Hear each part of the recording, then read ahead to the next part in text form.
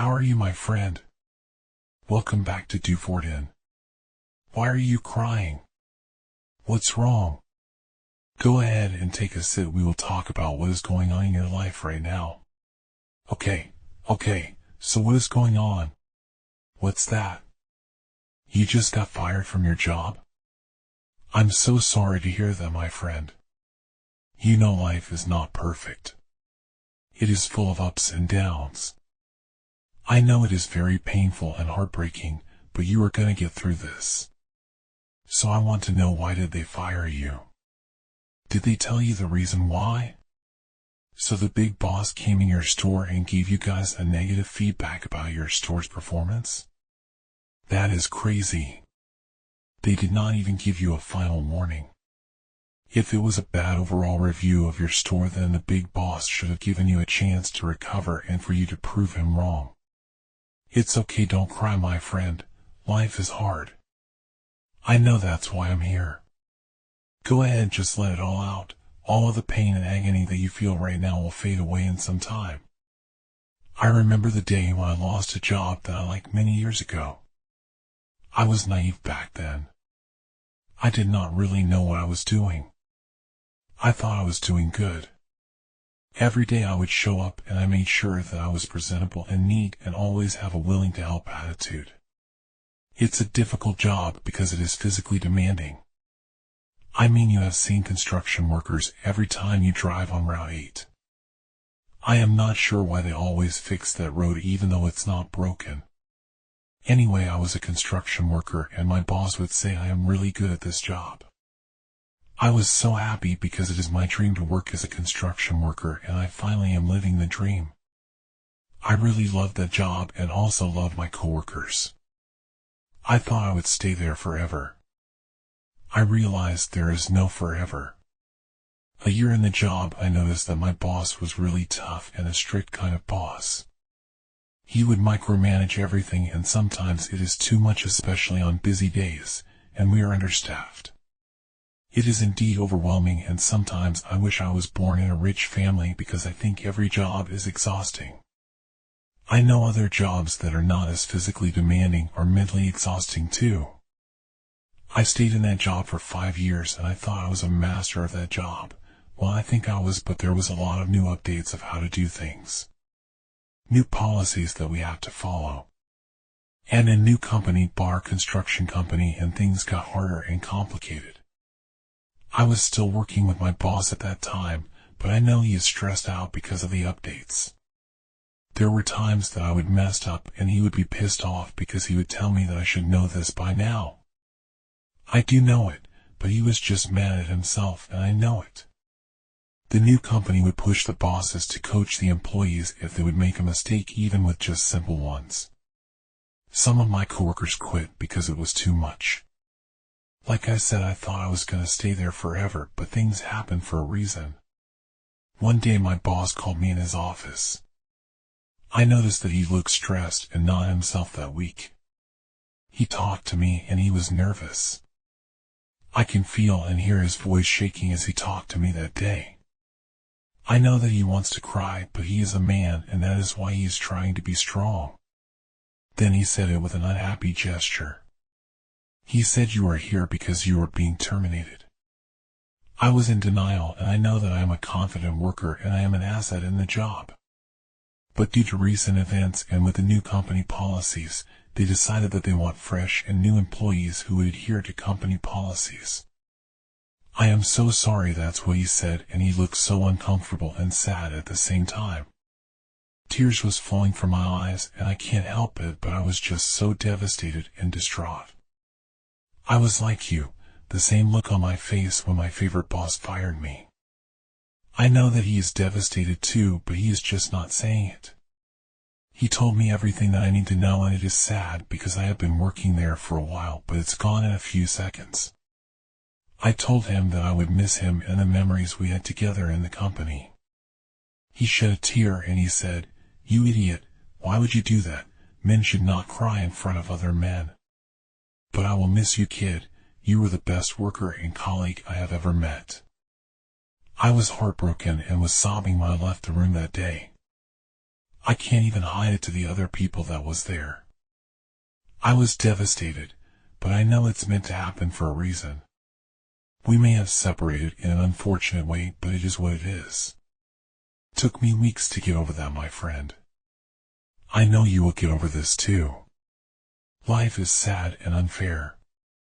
I know you are feeling down right now, but it takes time to heal.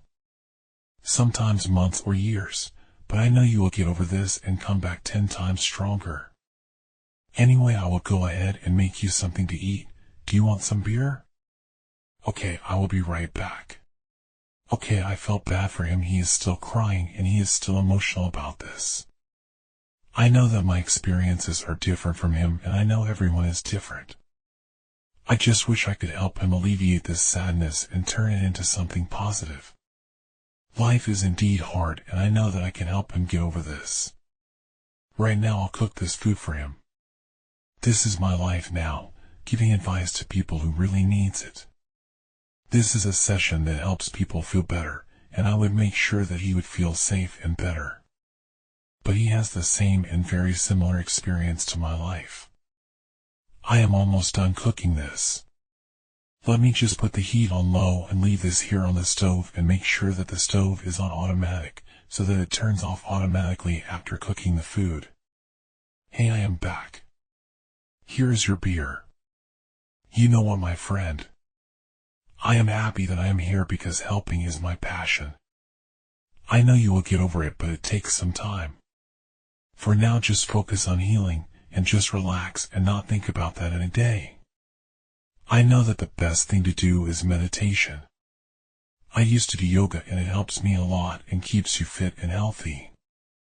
Also, I couple it with a balanced diet.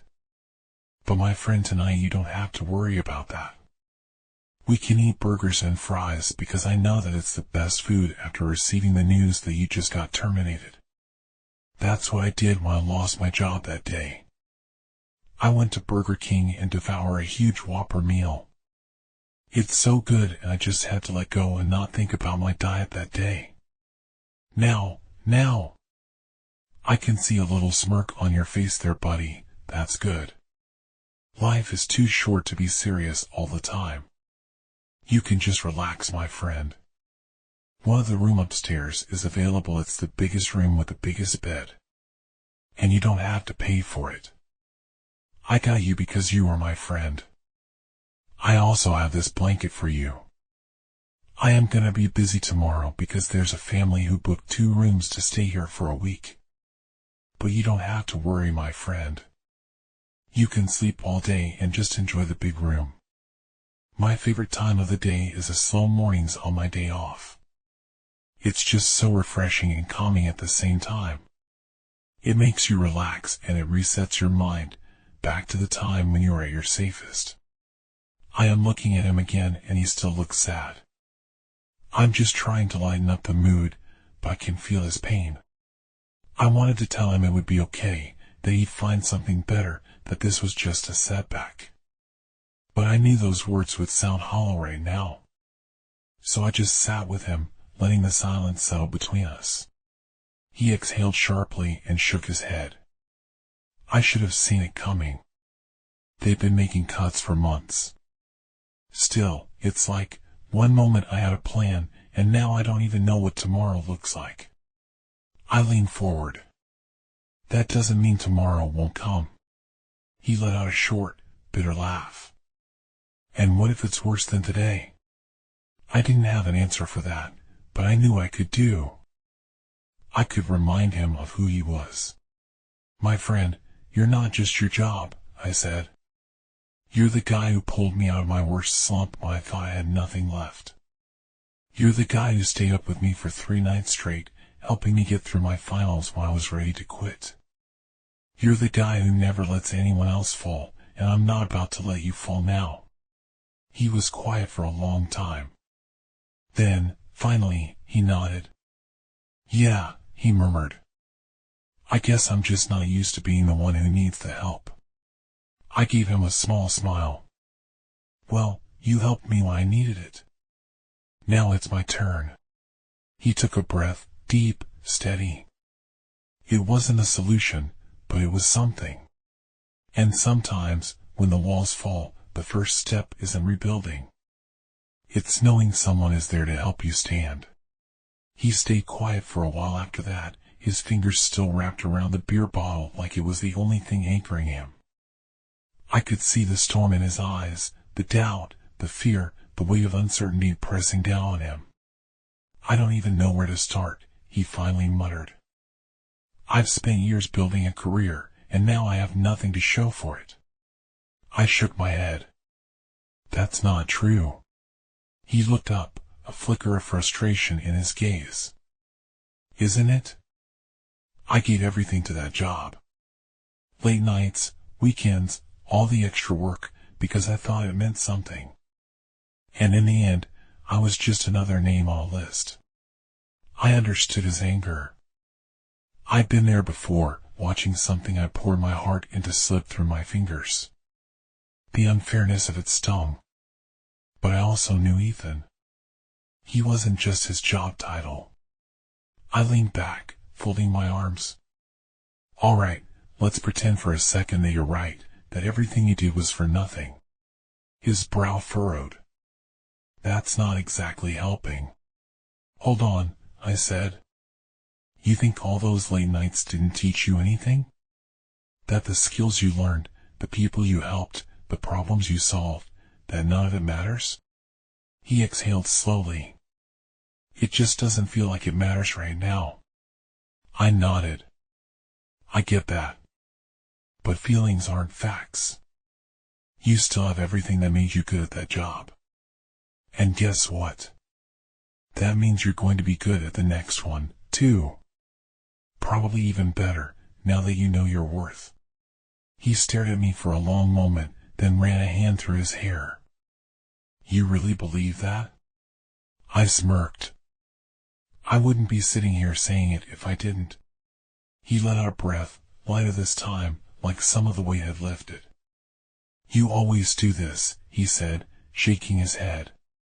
"Make things seem less impossible." "That's because they are less impossible," I said.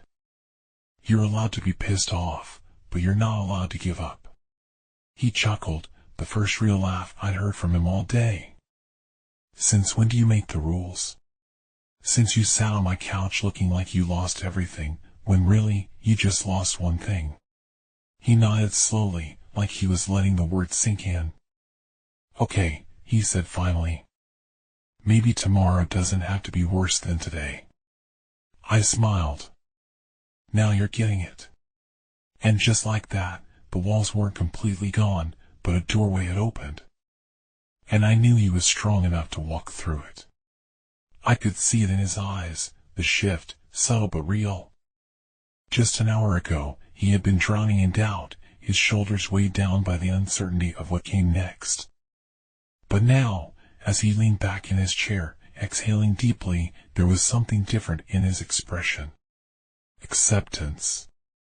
Not the kind that means giving up, but the kind that means deciding to move forward. "I think you're right," he said, almost to himself. "I don't know what's next, but I can't just sit here feeling sorry for myself." I nodded, hiding my relief. "That's the guy I know." He let out a small, tired laugh. "I'm not there yet." "You don't have to be," I told him. "You just have to take the first step." He ran a hand through his hair, staring at the empty beer in front of him. I could tell his mind was already moving, thinking about his next move, weighing the possibilities. A few hours ago, the idea of even trying again had seemed impossible to him. But now, he wasn't just listening to my words. He was believing them. "I'll start looking tomorrow," he said, more to convince himself than me. I smirked. Tomorrow's good. But why not start now? He raised an eyebrow. Now? I grabbed my phone off the table and slid it toward him. You don't have to map out your whole future. Just update your resume. Send one email. Do something. Any step forward is still forward. He hesitated for a moment, then reached for the phone. It wasn't a grand gesture. He didn't suddenly become fearless or completely confident in the future. But he moved. And that was enough. As he tapped at the screen, a slow grin formed on his face. "You're annoyingly persistent, you know that?" "Yeah," I said, leaning back. "And you'll thank me for it." He shook his head, but there was something lighter in his expression now. The weight wasn't gone, but it no longer had him anchored to the ground. He had taken the first step. And from here, I knew he'd find his way. I bid farewell and good night to him and closed the door. I know that I inspired him and encouraged him to be hopeful of the future. This is only the beginning for my friend. I know that he will do great things. 4 days later. I don't think I'd ever seen him like this before. Not in a long time, anyway. 4 days ago he had been lost, stuck in his own head, weighed down by the uncertainty of what came next. I had watched him wrestle with doubt, with frustration, with the crushing feeling of starting over. But today was different. There was a light in his eyes again. We sat at our usual cafe, the one where we had spent countless hours talking about life, work, and everything in between. But this time, instead of staring blankly at his coffee, instead of sighing and shaking his head like the weight of the world was on his shoulders, he was smiling. "My friend is back. Got call this morning," he said, tapping his fingers against the cup. "Second interview." I grinned. "No kidding?" "That's huge, man." He nodded, and for the first time in a long time, there was confidence in the way he held himself. Not just hope, belief. "I don't know if I'll get it," he admitted, but there was no defeat in his voice this time. "But that's okay. Because if it's not this one, it'll be the next." I leaned back, studying him. It wasn't just about the job. It was the way he was looking ahead now, instead of back. The way he talked about possibilities instead of failures. "You really believe that?" I asked, already knowing the answer. He met my gaze, and for the first time in weeks, there wasn't hesitation in his expression. "Yeah," he said simply. "I do." And that was all I needed to hear. Because when he had fallen, I had seen the doubt consume him. But now, sitting across from me, he was someone else entirely, someone ready to stand tall again. Hope had found him. And this time, he wasn't letting go. I watched as he leaned back in his chair, a slow, thoughtful smile tugging at the corner of his lips. It wasn't forced, wasn't something he had to convince himself to wear. It was real. For the first time in a long time, he wasn't just getting by. He was looking ahead. "Crazy how things turn around, huh?" he said, stirring his coffee absent-mindedly. 4 days ago, I thought I had nothing. Now, I don't know. Feels like maybe this is just the beginning. I smirked. "Told you." He rolled his eyes, but didn't argue. Because we both knew the truth, I had never stopped believing in him. Not when he lost his job, not when he doubted himself, not when he swore he wasn't sure if he'd ever find his footing again. And now, finally, he was seeing what I had seen all along. He exhaled, glancing out the cafe window, watching people pass by like the whole world had opened up in front of him. "I don't even care if this job works out or not," he admitted. "I mean, yeah, it'd be great. But it's not everything. There's more out there." I nodded, because I could hear the difference in his voice. The desperation was gone. The fear, too. "What changed?" I asked, even though I already had a feeling I knew the answer. He thought for a moment, then looked back at me. "I did." He set his cup down, leaned forward. "I spent so much time thinking I had lost everything that I didn't realize I still had me. I still have my skills, my experience. I still have people who believe in me. He shot me a pointed look. And maybe, just maybe, I finally believe in myself too. I grinned. About time. He laughed, really laughed, and something settled in my chest. Because this was the friend I knew. Not the guy who had lost his way, but the guy who had found it again. He picked up his phone, scrolling through emails, his mind already moving forward. So, tell me, how mad would you be if I started my own thing instead of taking another job? I raised an eyebrow. Mad? I'd be disappointed if you didn't. He chuckled. Yeah, I think I might. And just like that, the future wasn't just something he was waiting for. It was something he was creating. And I couldn't wait to see where he'd go next.